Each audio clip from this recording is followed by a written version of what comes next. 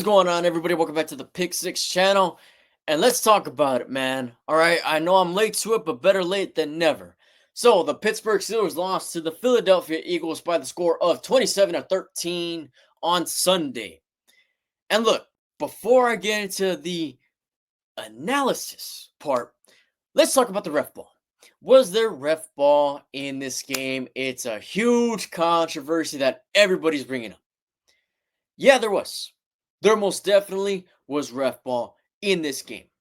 There were moments where there were questionable calls by the officiating crew that did hurt the Steelers. There were multiple. But that's not the main reason why the Steelers lost. Can it be a reason why? Yes, it could. But I'm not going to put the full blame on the referees.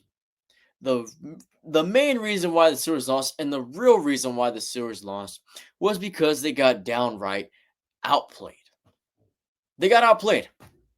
They did. All right. First half, the Steelers could not move the ball down the field. All right. They had two short fields, and they had just the bare minimum to show for it. Two short fields. They could not really capitalize on it.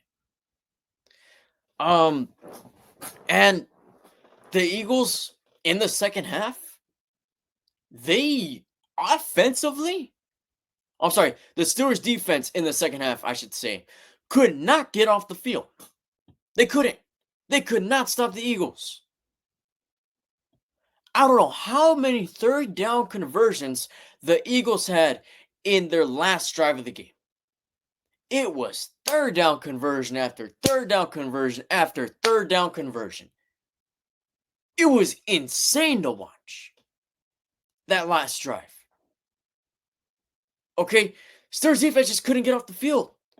Because the drive before that, the Eagles had another long drive. So, I mean, the defense just couldn't get a stop in that second half.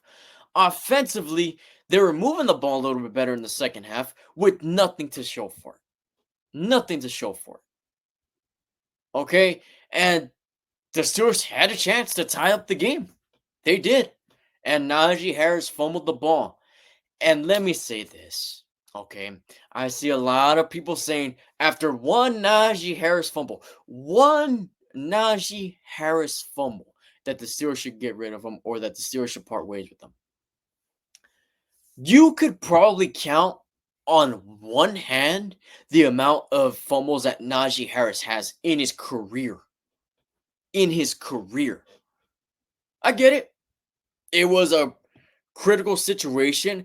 It was a bad fumble. It was more of like a drop on a pitch play, which why are we running so many pitch plays? I don't know. I don't know why we're running so many pitch plays. But it was more of a drop pass, if you think about it. But regardless, it was a bad fumble. It was. I'm not excusing it, but after one fumble, come on, man. Come on. It's not the end of the world. Okay. And I think Najee Harris is still a very quality running back.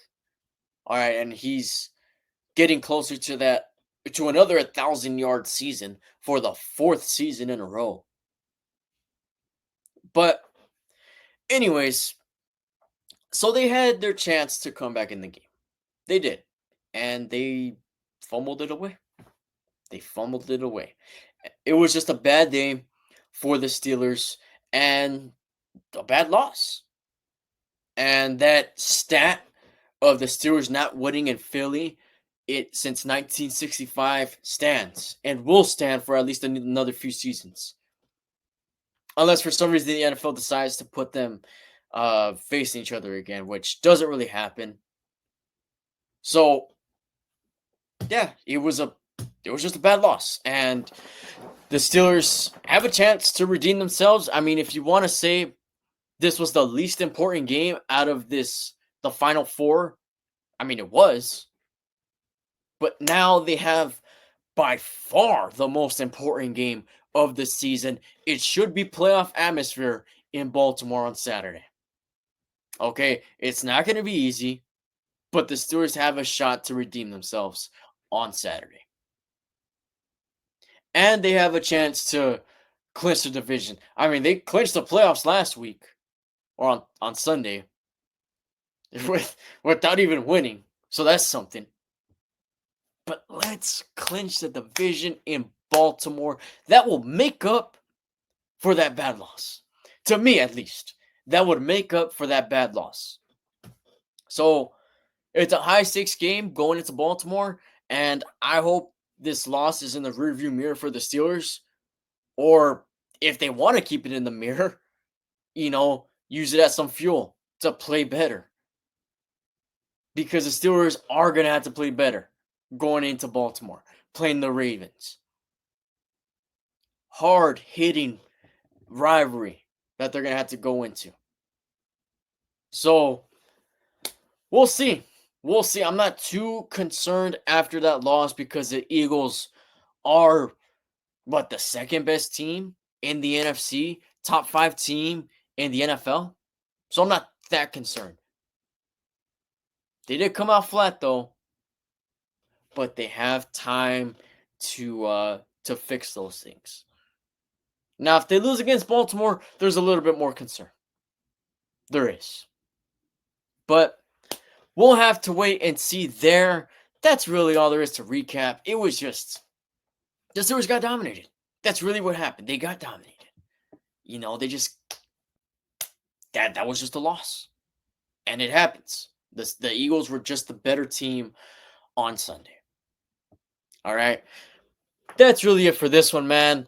We'll catch you guys tomorrow on Pick 6, and I'll be live for the game on Saturday as well. So should be good, man. Should be a fun few days, and we actually get a lot of football this weekend. I don't know, or this week. I don't know if you guys realize that. From Thursday to Wednesday, we get 6 days of football. I think the only day that doesn't get a day of football is Christmas Eve. Why? I don't know, but that's just the way the NFL decided to go. That's it for this one, guys. You guys can let me know in the comment section what you thought of the Steelers' loss. Can they come back and beat the Ravens? Or is this just were the Steelers just exposed on Sunday? You guys can let me know. I don't think it's too serious yet. I'm not gonna say that they've been exposed just yet. Catch me on Sunday or after the game on Saturday to know my opinion on the Steelers after that. But that's it for this one, guys. I'll catch you guys later.